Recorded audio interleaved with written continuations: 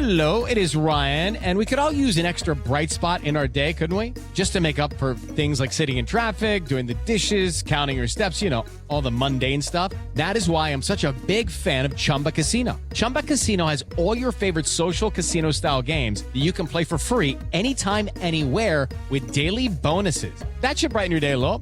Actually, a lot. So sign up now at ChumbaCasino.com. That's ChumbaCasino.com. No purchase necessary. VGW Group. Void where prohibited by law. See terms and conditions. 18+.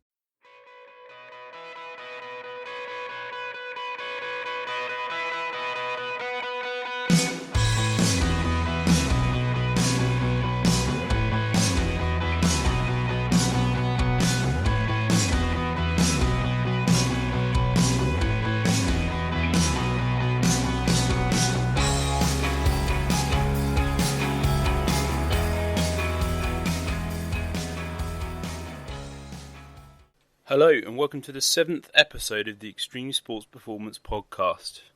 My name is Ryan Blake. I'm the founder and CEO of Extreme Sports Performance. In this episode, I'm going to be speaking to Pete Atkinson. Pete is a friend and a colleague who I've known for over 8 years. He's currently the head of performance at Italy Rugby. In this episode, I'm going to be asking Pete the questions I ask all my guests. Who he is, what he does, where has he come from and what has he done along the way? What are the 3 key moments from his career so far? What are his top 3 areas of interest? What are the top 3 most valuable things he's learnt to date? Who are his top 3 influencers? What are his top 3 resources for information? What are his top 3 sports performance exercises or drills? What are his top 3 pieces of advice in life, exercise and or sport? We continue to have a freestyle chat in between questions and towards the end of the podcast. We really enjoyed recording this one. We hope you enjoy listening to it. Here we go. Hi Pete, thanks for joining us today on the Extreme Sports Performance Podcast.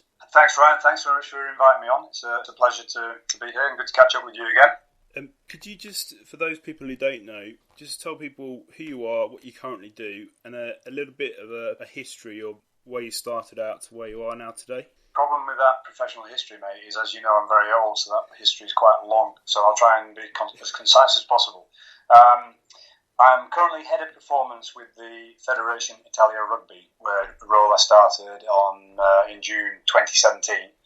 Prior to that, let's break it down. So I was a Loughborough student in 1990, giving away a bit around my age there, and bumbled around Loughborough for about 5 years, getting every qualification I could think of while still playing rugby then for them. Had a couple of years away teaching in further education and having a fairly unremarkable semi-professional rugby career. And then went back to Loughborough in 98 and did a sports science masters and actually did some study and got my head down for the first time. At the end of that, I was in the right place at the right time and got picked up by Leicester Tigers. And this is pretty much at the start of the professional rugby era. And also looking back on those times, strength and conditioning then and strength and conditioning now are 2 completely different animals in terms of what is normal now and what was normal then. So the first stage of career was 7 years in pro rugby, 4 or 5 with Leicester through an era of huge success for that club with an amazing player group, and then a couple of years at Saracens. Next stage of the professional career then, 2005 to 2012, was with the English Institute of Sport, where I was based at Bisham Abbey, where we connected for the first time. Yeah. And that role, I was there through a massive era of investment in the funded sports system. When I started, there were 3 of us working across every sport that was serviced through Bisham.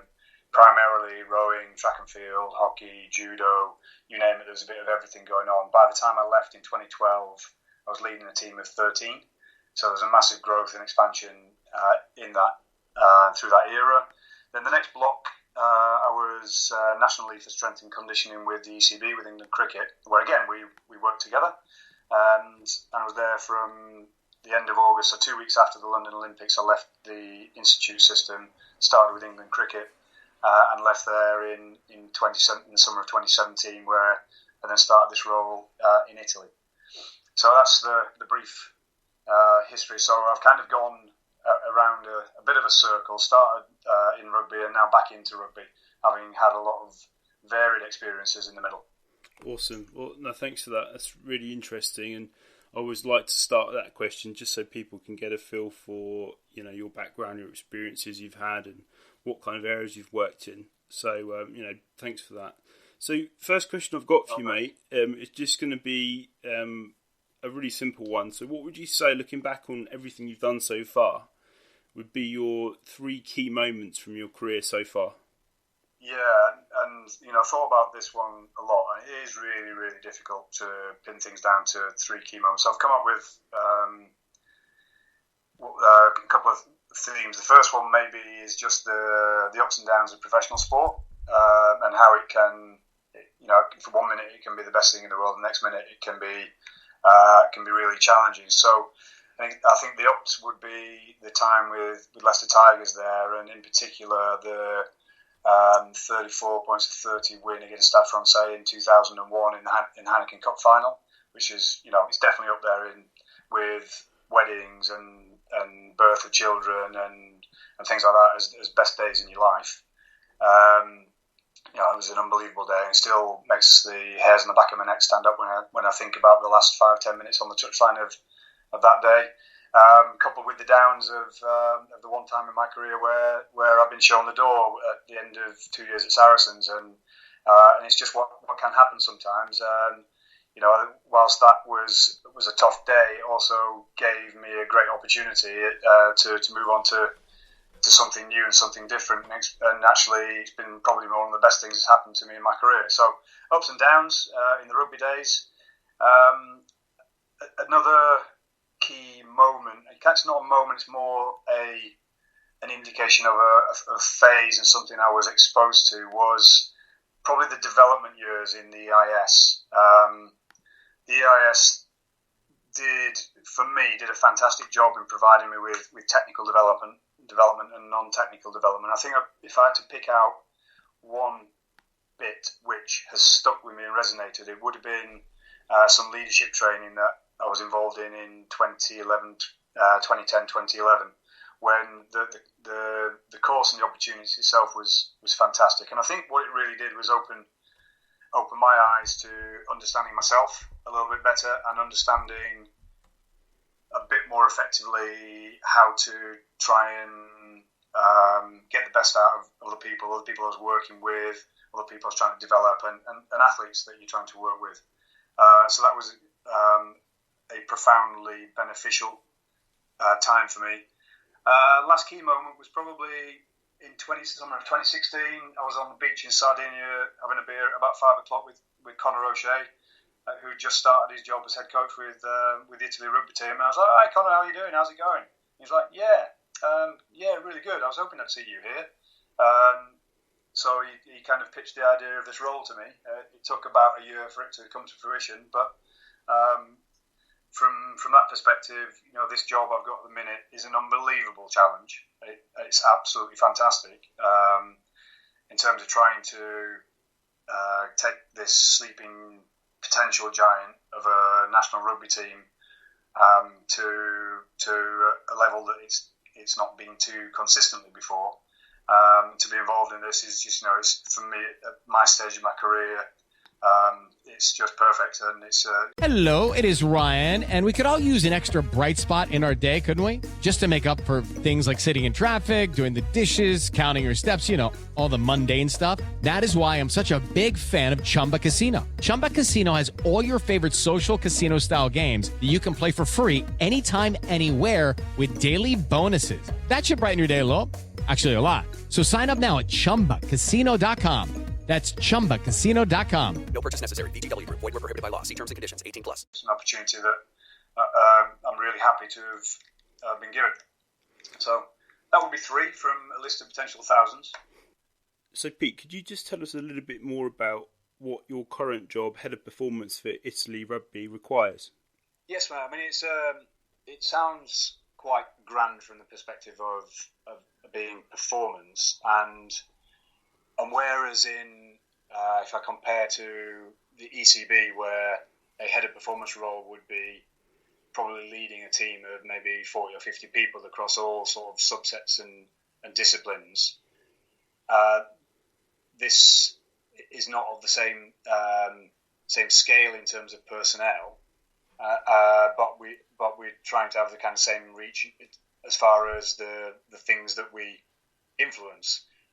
Now, to make things simple, actually start answering the question in a way that someone would understand, is predominantly what I'm doing is overseeing the physical preparation of the players.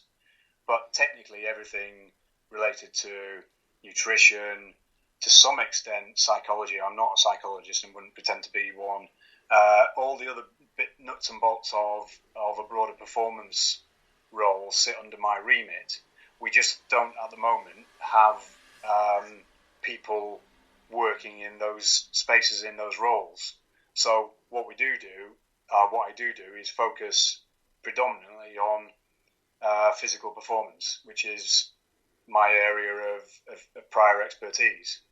And you know what, I could quite easily, if I allowed it to happen, be just working continually through the year, because essentially the main remit is to work with the national team through the national team period, which is typically Summer Tour, November Internationals, and then Six Nations, obviously a World Cup every 4 years. And then, but also work with the two Pro 14 franchises, so Benetton Treviso in the northeast of Italy, and Zebra in Parma. Because we've got 85% of our national squad based in two clubs. So outside of those national periods, I just split my time between the two franchises and work with the S&C teams based in those two franchises. And so it just rolls along. So the minute in July, August, I'm just involved in the pre-season preparation of the players in the two franchises, and I work with everybody, whether they are Italian qualified or not. I just go in and help and get stuck in. And we've got two very, very different environments, two very different sets of people, two very different ways of doing things. And so, for me, it's a case of how I can most effectively support and benefit each of those two franchises. Because if the players get better in their franchises, they come to us better in the national team. And one of the few advantages of our rugby landscape is that the elite end of things is reasonably small, so you've got less sets of relationships to try and build. And it means that you can be more familiar when you turn up there. Oh, it's not the guy from the national team. He says, "Oh, here comes Pete. What's he going to do today?" So it's a great opportunity in that respect. Now, over time, as we get things right with the elite end of Italian rugby, then I will have more influence on the development system. But at the moment, I am focusing my attention on the top of the pyramid. So the next question I've got, Pete, is a question which can go two ways, really. So you can either look at it from what you're currently interested in, or the past, or what you kind of were in the past. And the question is, what are your top three areas of interest at the moment in your role or in the past roles you've had? Yeah, again, it's tricky in terms of what to leave out, but what I guess I've tried to think about is things which consistently in the last few years I get excited about, and coupling that with things which consistently are important to me right now. So probably the first one, and this won't surprise you, I wouldn't have thought, in terms of an area of interest for me, is speed, high speed running, acceleration, everything that is connected with speed in games in particular. I'm not going to put myself out there and say that I have the level of understanding of speed that you would have if you're a track coach. But in terms of the application of speed in the context of games, then this is an area that I find really interesting. And I know that it was something that in the days with cricket was something that I tried to influence other people around, from the point of view of not just being faster or more efficient, but also the potential influence it might have on execution of skills that are reliant on similar mechanical components or physical components that are also a part of running skillfully and running with a high level of skill. And I think from a cricket perspective, fast bowling was an obvious example there of how we look to try and relate running efficiency and running skill into the skill of fast bowling.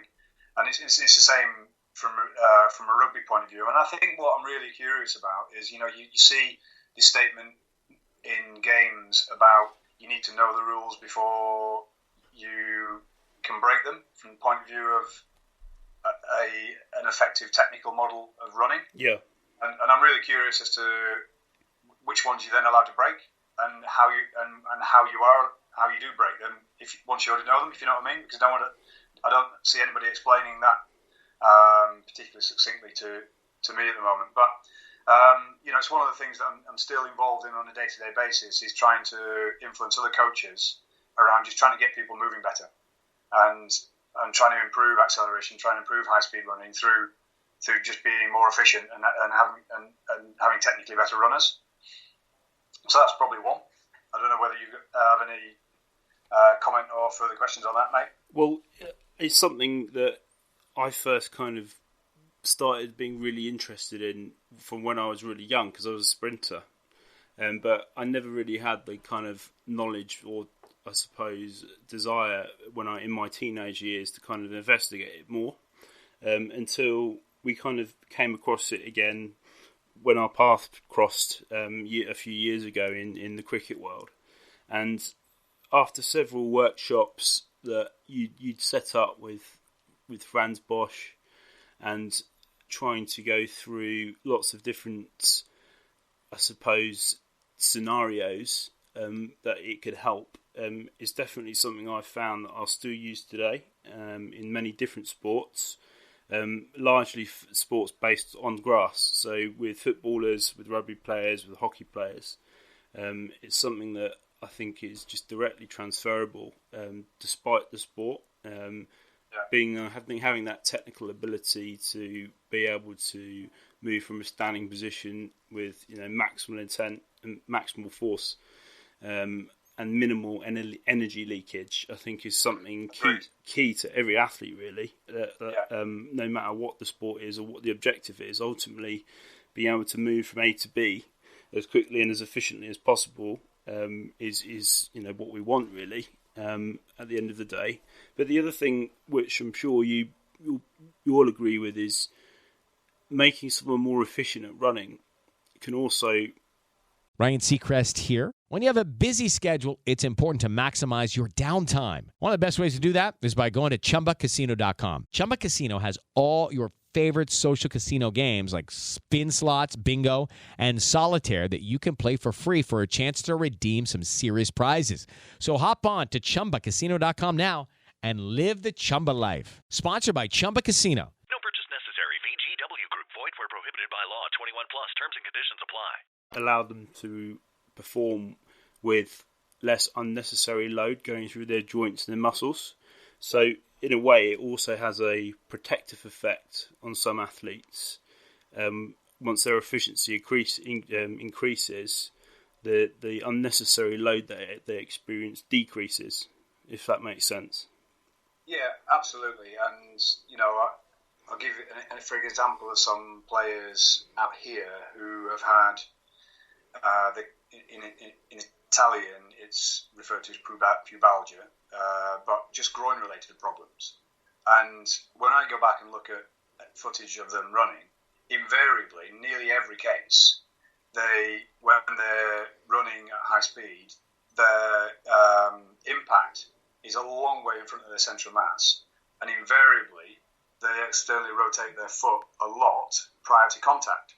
So the additional stress which is going through the whole adductor complex in terms of acting as an additional stabilizer of the hip is massive. And I'm looking at this saying, well, we need to work on this as well as do everything else that you might be doing in terms of your groin rehabilitation program. Yeah. Because otherwise, we're just going to put them back into the same situation where they'll have the same level of overload. Mm-hmm. So let's work on the efficiency alongside, rehabilitating the patient. Yeah. That's just a simple, easy one.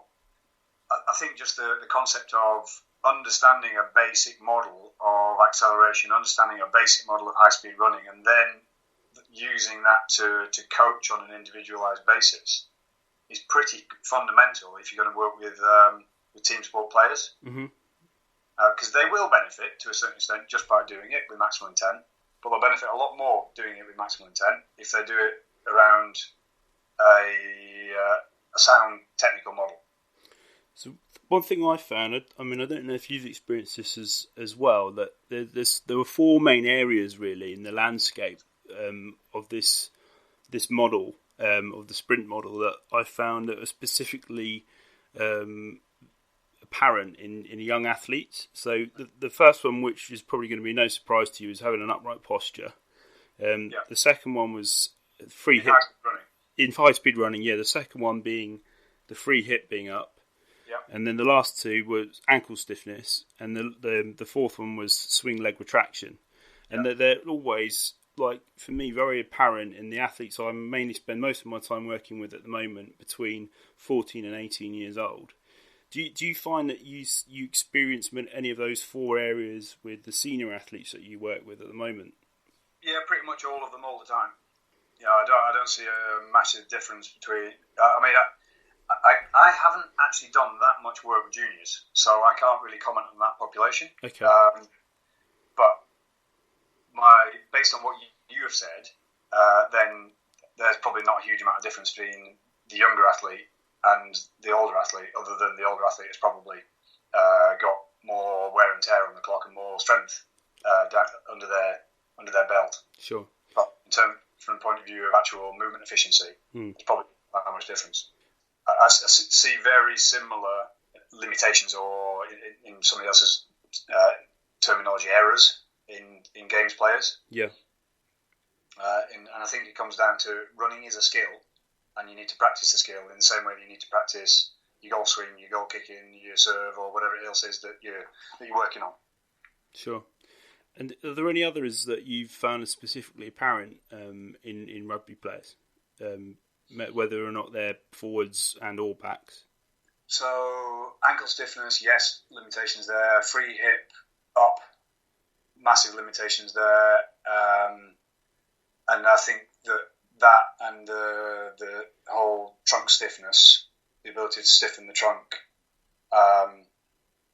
then leads to the lack of swing leg retraction. I think swing leg retraction a lot of times is just a product of a lot of other things. Sure. It's very difficult to consciously coach that. I think if you get things right, you start to see it. Yeah, of course.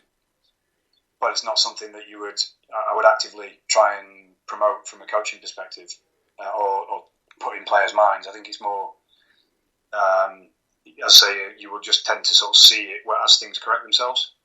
So, I'd focus on trunk stiffness through any part of the running sequence, both acceleration and high speed. Posture relevant to the situation. The acceleration posture, the high speed posture are different postures. Of course, they're both important in their context. And ankle stiffness on a case by case basis. Some have got it, some haven't, and it can, in my experience, it tends to be relatively independent of those two other factors. And so, the ability to, if you've got a lack of ankle stiffness and you've got the other stuff going further up the food chain, then it just takes a bit longer to solve the puzzle, I think. Of course, yeah. And do you notice any specific differences between the quality or the efficiency of acceleration compared to top end speed in rugby? Yeah, they're probably less bad in terms of acceleration. I think the wheels fall off. One of the things that I think is an element of just trying to influence and change here with our elite Italian players is the amount of high speed running that actually takes place, especially for players who need to work at top end. Yeah, is unless you practice this thing, it's not going to get better. Mm-hmm. And I don't see consistent, regular work taking place in that space for players who, so if we look at positions 11, 13, 14, 15, so your outside backs who have got to have over 35 kilometres an hour to compete international level, I don't see them working on it. I see them working on the start and change of direction, but not on top end speed often enough. Mm-hmm. So that's something. That's one of the things that we are looking to try and influence a little bit here. Yeah.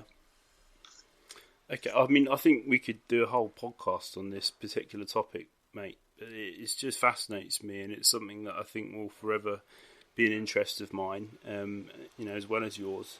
So, just moving on to the second area of interest of yours at the moment. Yeah. What would you say that was? First area are very closely connected, because the second area of interest is probably something that has kind of been the last 6 or 7 years, and I think it's getting more and more into the general consciousness, and it's just the whole topic of skill acquisition, motor learning, coordination, and just how we coach in relation to how people learn.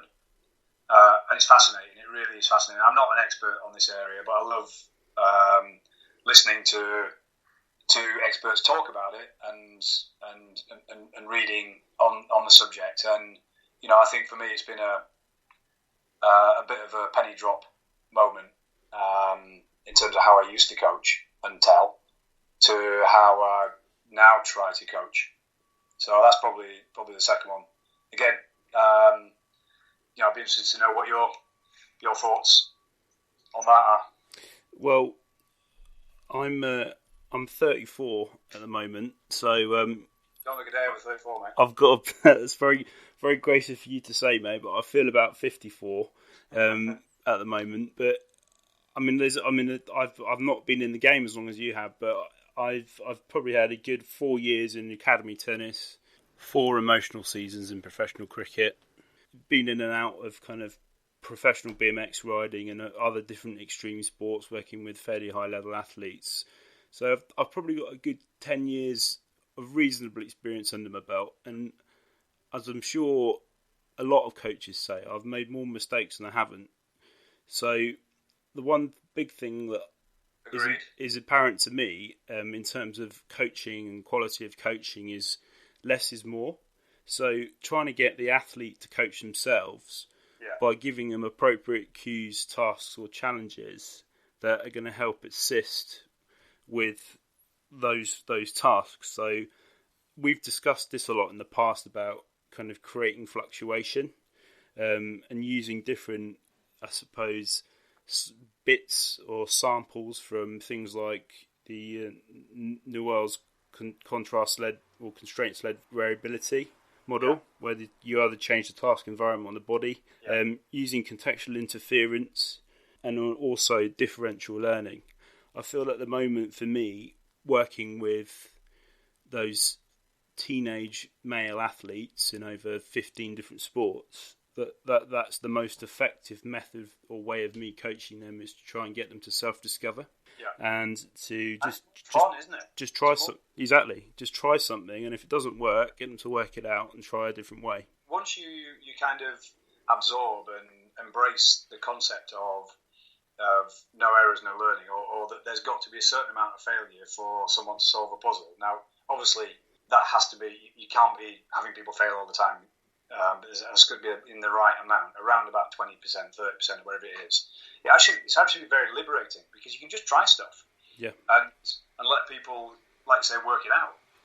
And when you see that happen, it's a lot more empowering, I think, from a coaching perspective. Yeah, no, I completely agree. And I used to kind of have a directly opposite approach, where I used to, I'm sure every coach is guilty of this, where I used to thought I knew a lot more than I actually did. And my way was the only way, and why would they possibly try a different way than I'm telling them? Which, when you look back on it, you just think, what an idiot! A lot of that's naivety and a lack of experience. But the more I have experienced, the more I've realised that it's ultimately the athlete, it's the person at the end of the day, needs to be able to perform a skill. So you need to kind of create a setting or a landscape for them that's going to allow them to be able to perform at the highest level, or in the best way, or the most efficient, as efficiently as possible. And I think having given them the freedom to feel that it's okay to make mistakes when they try it is very very effective. Yeah, and don't worry, mate. You weren't the only one there. I think that's largely how we were as as a collective Mm-hmm. previously. That we had this is the right way to do something. We need to coach this so it looks like this. And whilst that might be relevant for a heavily loaded back squat, it's less relevant for open skill movement. Yeah. I mean, personally, I thought there's a little bit more freedom and areas for exploration in the non-weight setting. Yeah. I mean, ultimately, at the end of the day, if you need to get stronger, then you've got less ways of exploring that. I mean, there's different ways of doing a squat, but ultimately, you've got to lift something heavy to get stronger. Whereas, no, absolutely. That's what I said. I'm agreeing with you. I think that Yeah. when you're getting under a bar and you're pushing a maximal Yeah. load, there are fundamental things there that we coach that need to be done right for a good reason. Because you're going to snap in half if you get it wrong. Yeah, So exactly. let's do it right. But I think we used to take that mentality and approach to everything that we coached. Sure, it's easy to do, isn't it? And I think I've definitely relaxed more as a coach with the more coaching I've done and the more environments I've been in, and I suppose the outcome is ultimately less is more. Keep it simple and let the athlete explore their own way. So with regards to the question in hand, mate, what would you say your third area was of interest at the moment? And so where the first two are more kind of sustained things over the last decade that I've had an interest in. This one is probably it's more something which is relevant and pertinent to the role I've got right now, and this is probably around trying to find the method and the recipe to find the optimal program for each individual player, and in doing so, look at that not just from a long-term goal perspective, but also the challenge of the acute performance every weekend. Yeah. And trying to put those two things alongside each other. So the first bit is probably, in some respects, a little bit easier, or it's easier for me. And, I've set up a system here out in Italy where we were very fortunate last summer to have the benefit of Professor Liam Kilder from Swansea University coming out and working with us and bringing his force plates out. And not only was Liam very generous with his time, but he also gave us a bit of insight into some standards that he'd collected across about 1,000 professional rugby players over the best part of a decade. And from that, it was the genesis of a kind of a standard system. So I've now set up a system where players are assessed on the force plate for an isometric pull, a counter movement jump, and a drop jump, and they can rank a number of points for that part of it. It's a bit like a decathlon. It's got different events. Then we do an endurance test, and I considered all the options in terms of bleep test, yo-yo, 30-15, and we ended up with, for simplicity, using the Bronco, which is a 1,200 metre shuttle, which lasts about 5 minutes, depending on how fast you are at it. Yeah. And the advantage of that was it means that we can use it inside a training session that everyone's done the same distance, as opposed to a yo-yo. If you crap, you drop out after not very far, and if you're Alistair Cook, you keep going 3,000 metres. We haven't got any of those, by the way, out here. Then the other was obviously speed, where we use the timing gates over 10, 30, and a bit 40 over the backs. It's weighted so that the fitness component is more important for forwards, and the speed component is more important for backs. And then the final few little bit of points is around body composition and some standards there. And so I've set up standards where you can score 4, 3, 2, or 1 points for every decathlon event, and there's 10 events, and so there's a maximum of 40 points. Now from that, you're going to get a profile. And so for me, it's reasonably easy to sit down and look at some priorities for player A to work on and for player B to work on, and set some targets for them to working on over the short, medium, and long term. We're in pre-season at the minute, so this is our big opportunity to really push things. So that's getting that system nailed down in Italy and getting it adopted is the current challenge, which is I've got a lot of support from the S&C coaches in the 2 Pro 14 teams I'm working with, as well as the national team. So that's going quite well. Then the other challenge is then thinking about how that relates to making sure that a player performs as optimally as possible each weekend. and what they need to sort of stimulate and trigger that high level of performance, but marrying that with their long-term goals. And that one's a puzzle, really. I wouldn't say that I've got the 100% certainty on the answer for every player, but it's that's an interesting puzzle to try and solve. Oh, that's really interesting. Thanks for sharing that, Pete. I find that in a semi-related area, because I'm Ryan Seacrest here. When you have a busy schedule, it's important to maximize your downtime. One of the best ways to do that is by going to ChumbaCasino.com. Chumba Casino has all your favorite social casino games like spin slots, bingo, and solitaire that you can play for free for a chance to redeem some serious prizes. So hop on to ChumbaCasino.com now and live the Chumba life. Sponsored by Chumba Casino. No purchase necessary. VGW Group. Void where prohibited by law. 21 plus. Terms and conditions apply. I'm currently working, as I said, with a minimum of about 15 sports and about 10 other accessory sports at the moment in my current environment. And as you can imagine, there's a lot of athletes and not a lot of coaches. So I have to be quite efficient with collecting information and trying to be quite clever with what information I collect. And it's been, this last year's been, again, as you say, like a bit of a puzzle, trying to work out what's going to be useful, what's necessary, what could possibly not be collected and not really, but that isn't too important, etc., etc. And I found that there's certain areas really on I suppose of an energy system and a force velocity curve kind of side of things that kind of overlap with different sports, and it's been quite interesting trying to put that together and come up with a profiling or a system and a process that allows me to do that with maximal effect and maximal efficiency. And it's been quite good fun, but it was, as you say, it's been quite challenging. So I think that's one thing as a coach that you would experience more than me, and that's being faced with new challenges in different environments, and having to work things out from scratch or work things out for yourself that might not be quite as obvious as it is once you've been in a specific role or a specific environment for a longer period of time. Would you agree? Would you agree with that?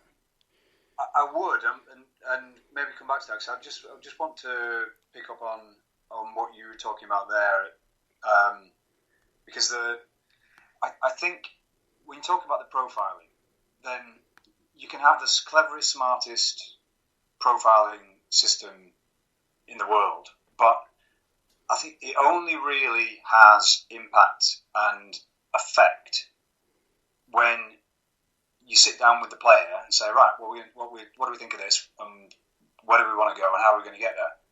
And so you could have a relatively moderate profiling system in terms of its sophistication, but that backed up with a really effective conversation that connects with the player or the athlete is far better than the greatest profiling system where someone's handed a piece of paper and told to get on with it. And so, I think that's what we can sometimes be guilty of is forgetting the human being in the whole thing. Sure. So what I've tried to do is set up something robust in terms of what we're doing, but it's only going to work if we, as a collective group who are working with about 100 players in terms of our elite end, make sure that we have one-to-one conversations with them and use it to drive, to some extent, behavioural change, but to some extent just direction of effort, but keep everybody trying to move forward as effectively as possible. So I think that is a key point in the whole thing, where don't worry if you haven't got access to all the whiz-bang tools. Put something together that's useful and then have the conversation and work out how you're going to move forward, because that's way more powerful. As far as the second point, which I guess was more about how you become effective in different environments that you're not necessarily familiar with, honestly, what you said is right. You have to take your time, think deeply about it, and work out how you can be effective in this environment, and learn as much as possible about the language and the stories and the culture and the environment of the group and the sport that you're working with. Now, obviously, when you've got 15 at once in 15 different sports at once in your environment, that's a bloody difficult challenge. But I think there is only really that way of going about it. I'm sure that's a challenge you've been faced with when you were at Bisham at the EIS. Obviously, there's lots going on, and one thing that has helped is that I've got the specific sports coaches involved in that process, and had conversations with them about what they think and about what the best way is, or what they think about this approach. And what's actually happened is educating them more on the science side of things. As they've basically kind of almost told me the answer over a certain period of time, which has made it a lot easier. So I think that's just another point that just is important to emphasise, that having conversations with the athlete but also with the coaches are invaluable, because it might give you ideas or spark thoughts that you might not have if you didn't have those conversations in the first place. Funny how it always comes back to people in relationships.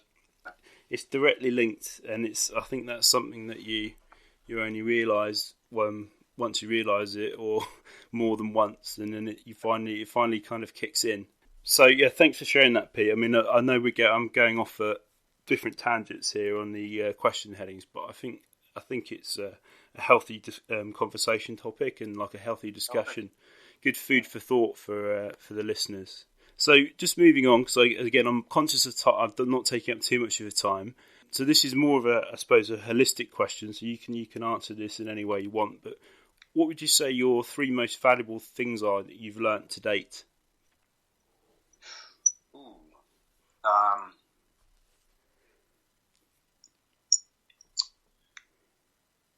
Just in sort of life in general and sport. So I suppose with your current job titles you've had over the last 20 years, from a professional point of view, in those environments and in the roles that you've had to fulfil, what would you say that if there were any kind of really valuable lessons you've learned over that time period, what would they be?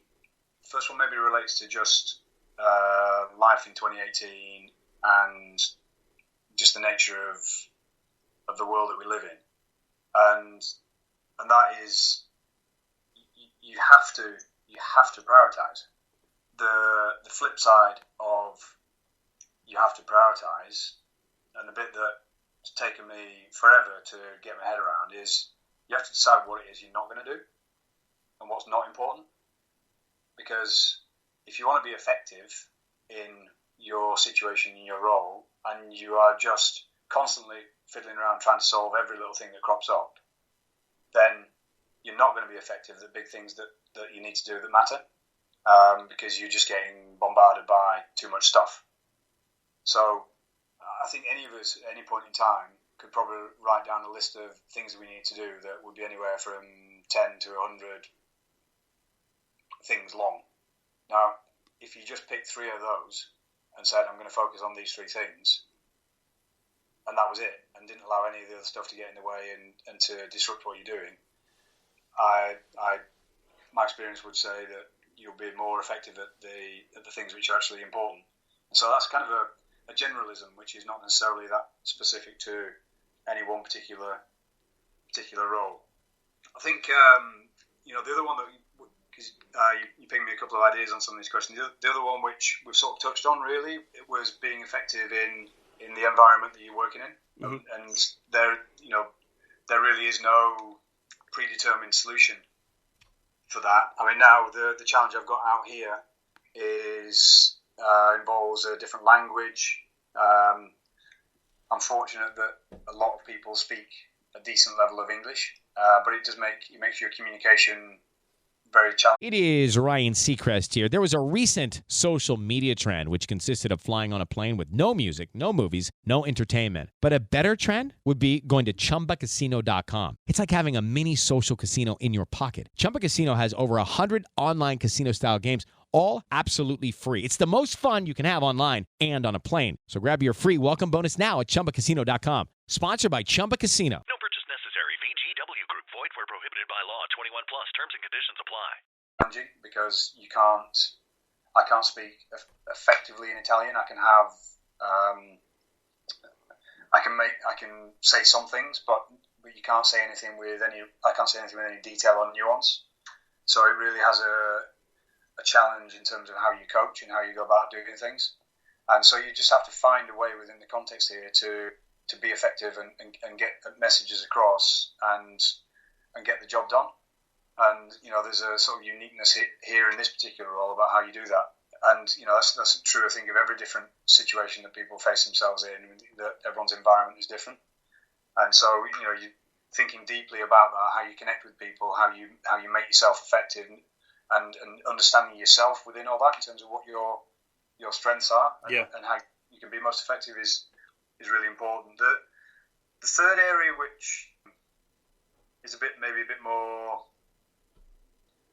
a bit less practical, and maybe possibly a bit deeper, is almost kind of, and this, start to think about this from the point of view of being a parent now, and thinking about, as my kids grow up, what they might get involved in and what they might do, and seeing other people's kids go through. There are very few people who I've been involved in for whom sport is a business. Very few, and good luck to those ones who are, the Ronaldos of this world and those people who are making an awful lot of money out of sport. For the vast majority of people, they go into it because it's a passion of theirs and because it's something that they want to commit themselves, and it has a different level of meaning. And I think it makes a lot of sense, and it is the right thing to do to stay close to what sport means to the people that you're working with, and understand what they are looking to get out of their sport and their involvement in sport. And it's the connections, it's the memories, it's the stories, it's the good times and the bad times that makes the journey worthwhile.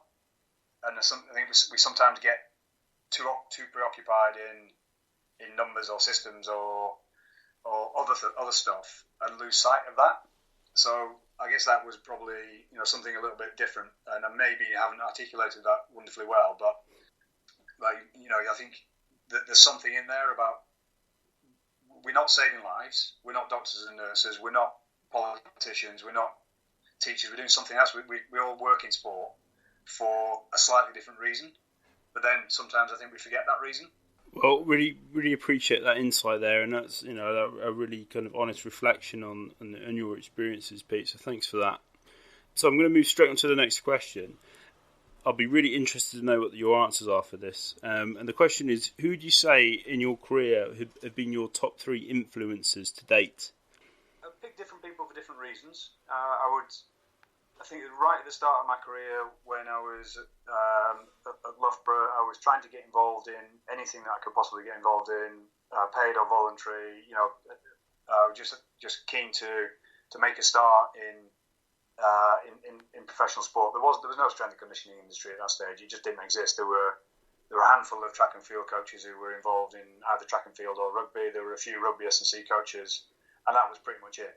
But fortunately, Loughborough University was a place that teams and organisations would come to for support and help. And so I worked with football, cricket, netball, all sorts of different sports on whatever basis. And the guy who was there at the time, Dave Redding, subsequently went on to work with England Rugby and was in charge of their physical preparation and fitness at the 2003 World Cup. And he's the same guy who's now head of performance services at the FA and was, sort of wandering around on the pitch after England's moments through the recent World Cup in Russia. So, and he had a big influence on me getting started. I was indebted to the opportunities that he gave me and bits of advice he gave me along the way. So it was, somebody who helped me get my feet on the rungs of the ladder and get things off and moving. The second one, try to pick people you might also know a little bit as well. So the second one I picked is Raf Brandon, who I worked with at the ECB and at the EIS. But Raf is almost a metaphor for knowledge. He himself has got a fairly sizable cognitive space in between his ears, but he was in charge of the EIS system, where when I was exposed to a lot of knowledge development, and through just our personal relationship, he gave me a lot of knowledge and understanding. So he's almost kind of, he represents a period in my career where I was gathering knowledge. Yeah. And the third one, again, is representative of somebody who, and it won't surprise you, somebody who has just kind of thrown a bit of a hand grenade into things and made us question what we do. It won't surprise you, that's Franz. Yeah. And I know Franz, for some people, is those who are pro-Franz or anti-Franz. And, I don't subscribe to 100% of everything that Franz says, but what I do appreciate is the challenge that he's given us in our industry in terms of how we think about things. And, I think from my perspective, I've learned a lot from him, and he's made me think a lot, which I think is a very good thing. Awesome. Well, thanks for sharing those. I'm obviously, as you know, very familiar with Raf. I've spent time with him and yourself at the English Institute of Sport, and also up at Loughborough, and also had the opportunity to meet Franz a few times as well at the same time. So I can definitely relate to those two people. Every time I've been in their company, I've walked away knowing a lot more about something than when I did when I first got there. And so, you're like me, probably feeling quite inadequate about your own intellect. Go and cry, exactly, have tears running down my cheek on the motorway, realising I don't actually know anything on the drive home. So yeah, they're fantastic minds, and they've both taught me a lot of different things as well. As have yourself, mate, to be honest. There's a lot of things that you've said to me and conversations we've had in the past which have really helped me out and steered me in the right direction. So just like to take that opportunity to thank you for that. I appreciate that, but I think it's very important that what comes around goes around, isn't it? And, I think all of us have had help and assistance at times, and it's important that we try and pass whatever bits of knowledge or wisdom on that we've got as much as possible. So exactly, and I've just set up a workplace placement partnership with St Mary's Uni with St Paul's School, trying to get their second and third year graduates a little bit more exposure to the real world of coaching, and again, it's just trying to give something back, I suppose, that for all of the help I've had, trying to pass it through. And I think that's something that the industry does a lot better now than it used to. I think everyone tries to help out people when they can, if possible. So it's a healthy cycle. So just moving on to the last couple of questions, Pete. So what would you say your top three at the moment, your top three resources are for new information? I think I referred to an era and a period of knowledge gathering. I'm probably in a little bit of a different space at the moment, simply because of circumstances. I've got Ryan Seacrest here. When you have a busy schedule, it's important to maximize your downtime. One of the best ways to do that is by going to ChumbaCasino.com. Chumba Casino has all your favorite social casino games like spin slots, bingo, and solitaire that you can play for free for a chance to redeem some serious prizes. So hop on to ChumbaCasino.com now and live the Chumba life. Sponsored by Chumba Casino. No purchase necessary. VGW Group. Void where prohibited by law. 21 plus. Terms and conditions apply. This role, this job is incredibly challenging and busy and exciting and fun, but also I've got a young family and a family who don't speak the native language, and I don't speak the native language myself. So I guess my time currently is split between the job, the family, and any spare time left would be invested in trying to learn Italian. So at the moment, I'm more consolidating knowledge I've previously learned than absorbing a lot of new knowledge. Mm-hmm. And I don't necessarily think that, the internet and social media is a wonderful thing, and it provides lots of information, but it also has a way of making you feel like you're stupid and that you don't know anything. Yeah. And I think it is important for people to back themselves and go with what they know and what they've experienced, and the tacit experiences they've had where they've been able to affect positive change through things that they know and which might be fundamentally simple. So I mean, historically, if I go back now and answer the question, having given you the caveat and the context, Of course, yeah. for me, the resources, number one, always is people.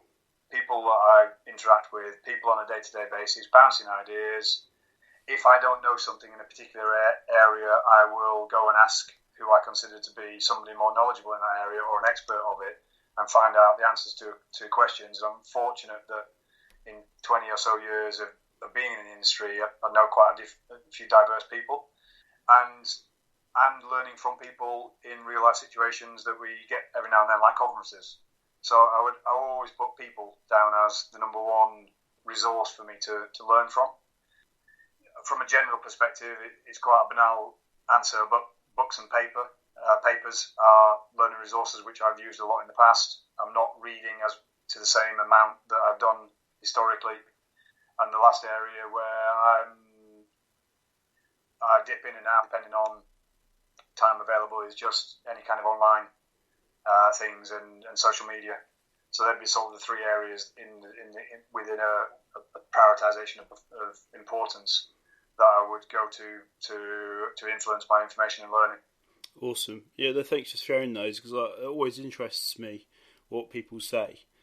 I mean, in the past, I know that we've spoken about strength and conditioning research and how they condensed down their latest studies into digestible summaries. And now Chris Beardsley has put that online into a kind of a more of an infographic Instagram format.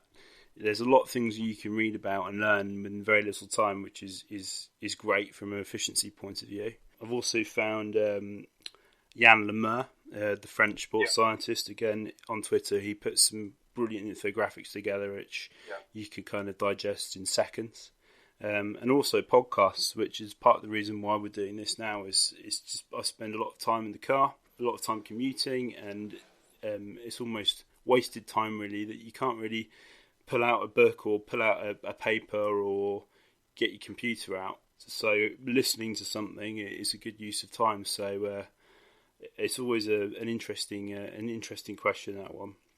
I mean, I've tried to minimise my car time. Otherwise, I think I'd be doing the same. When I was in the UK and driving a bit more, getting around Italy now, I get the train because I can get work done. Whereas if I'm sitting in the car, like you say, it's just dead time. Sure. So I need to sort of maximise my time on the train there. And, you know, you're right about the Yann Lemeur stuff, and those digestible little bits of those little knowledge bombs are very useful. I think one person who's been very generous with his knowledge recently on Twitter has been Stuart Millen and the Altis crew in terms of what they've done with it, you know, going back to me talking about high-speed running. Going back to a kind of a kilogram approach to analysing high-speed running, and you know, there's no reason why they should put something like that out as a resource. But I think you know, his Twitter feed is one of the ones which is worth a look. Yeah, it's great when people share stuff, and I think it's important also people don't take it for granted as well. But any kind of new useful information is fine by me and much welcome. So hoping there'll be more of it to come in the future. So last couple of questions then. So this one always catches people out, and it always makes I suppose puts people on the spot really, because being coaches, I suppose we like to be precise and be able to justify our answer rather than generalise too much. But I'm really interested to ask you this, because you've worked obviously with, how many sports would you say you've worked with to date? Different sports in total as a rough number. Rough number, 20-ish. So 20 sports, and how long have you worked in professional sport for in terms of years? If you include me playing semi-professional as fitness advisor at Nottingham Rugby in 95-6, 23. So 20 sports over 20 years. What would you say your top 3 sports performance exercises or drills would be, if you had to pick 3 right now of the most effective you've used in that over that timeline and over those different sports? A question everyone hates. Yeah. Well, I'm just not going to answer it straight. I'm going to answer it in a way that I want to answer it, as opposed to how you want to answer it in the way you've asked it. Fine. Because it is impossible to pin your hat. I'm going to give you one area which I think is massively underemphasised in terms of its importance, and it's really shit boring, but it is thoracic mobility. Okay. In terms of it, so for me, fitting that into a generalised necessity for thoracic mobility, trunk stability, and hip mobility, and for athletes to work on those components on a habitual basis, I think is underemphasised in terms of its benefit and importance. So that, across virtually any of the sports we work with, would be something that I would promote as being probably more important than people consider it to be. The second one would be, because I've probably referenced this previously in conversations, if you want to get good at accelerating in your sport, practice accelerating. So practice accelerations with maximal intent. So that's number 2. Cool. And the last one, which again we've probably touched on in terms of our previous conversation, is and we're particularly looking now at open skill situations, is let people find solutions to movement puzzles. And use competition, use constraints, use your imagination, use any infinite number of variations around trying to promote an effective outcome in open skill situations, and let people find solutions, because you'll probably be amazed at what creative things they can do, or how much learning they will take from it relative to a predetermined, programmed, coached approach. Fantastic. Oh, that's great, Pete. Thanks for sharing those. Really, really insightful, very useful, and very interesting. What would be your top 3 pieces of advice in life, exercise, and or sport that you feel that you've kind of learnt to date that you give to the younger you, or give to a young graduate just starting out in the industry? What would you say the top 3 most important things are that you would tell them? The young graduate, I feel very sorry for the young graduate these days, because the odds are stacked against them. It really, really bothers me how many kids are going into sports science related degrees and situations relative to the number of opportunities which actually exist in elite sport environments. So I would, if it's a young graduate that I was in any way emotionally connected to, I'd want to really manage their expectations about the realities of this world. I've been very lucky to get into it when I did. I mean, how hard and cutthroat this world is, and it would be we're getting them to think very carefully about the sacrifices they're prepared to make in order to be successful on that journey, and understand how hard it is. Mm-hmm. But once if they realise all those things, and they still have the absolute passion to want to do it, then support them 100%. But don't let them go into it thinking, I'm going to get an undergraduate degree from X university, and therefore I'm going to walk into a job in elite sport, because it ain't going to happen. You've got to sell your soul these days, as you know, don't you? In terms of the amount of hours that you need to do, and the sacrifice that you need to put yourself through just to get a chance. And having sat on the other side of recruitment processes, the number of people who are applying for roles and jobs relative to the one successful person, it's a bit scary.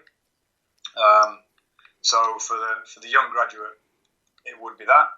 I'm a bit lost now in terms of anything particularly profound that we've not already talked about? Sure. No, that's fine. I mean, to be honest, I think what you've said is probably one of the most powerful things you could say, and that's just, being prepared for the reality of what it is we do and how hard it is to get that opportunity initially, but also something like 15,000 students start sports science related courses every September, October. Yeah, it just scares the living bejesus out of me in terms of there's probably about 10 jobs every year. Yeah, that are being created.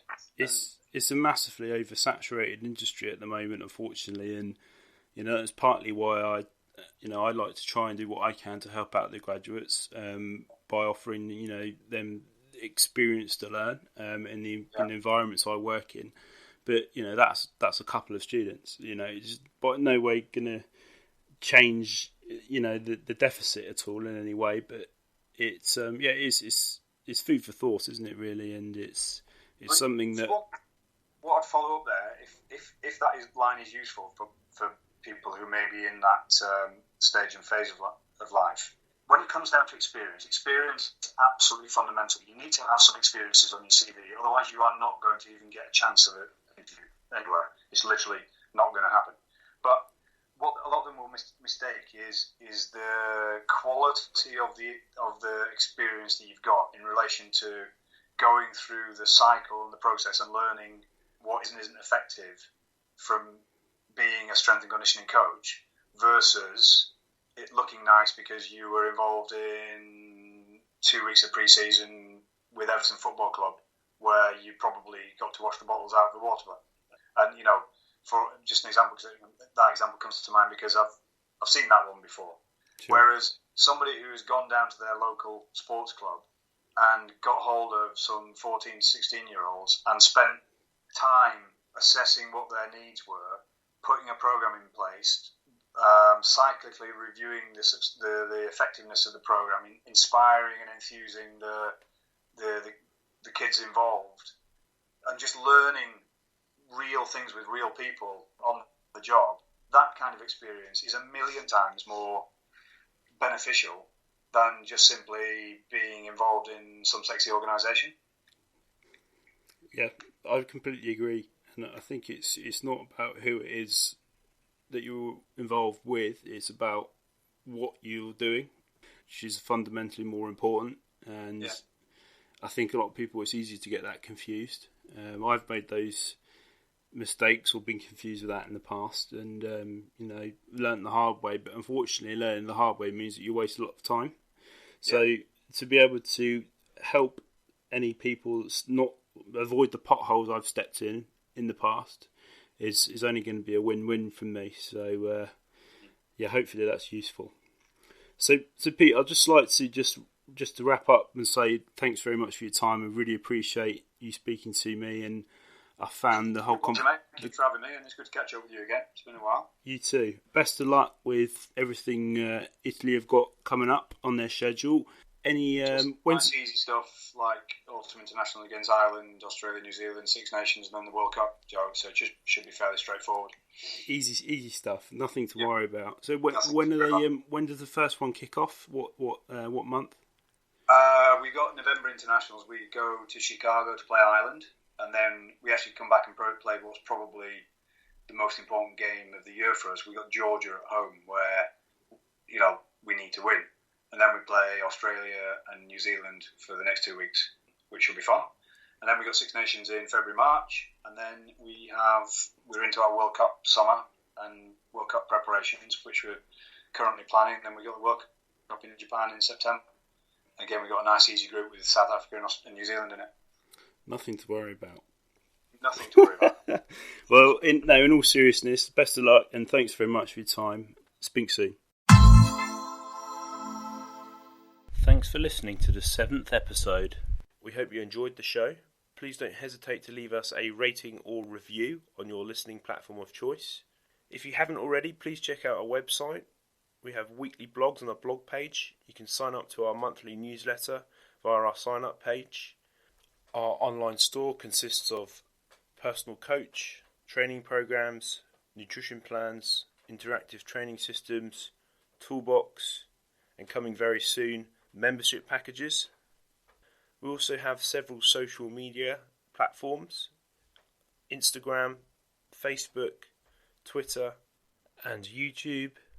Links to all these can be found at the bottom of every page on our website or via any search engine. That's all for now. Until next time, take care.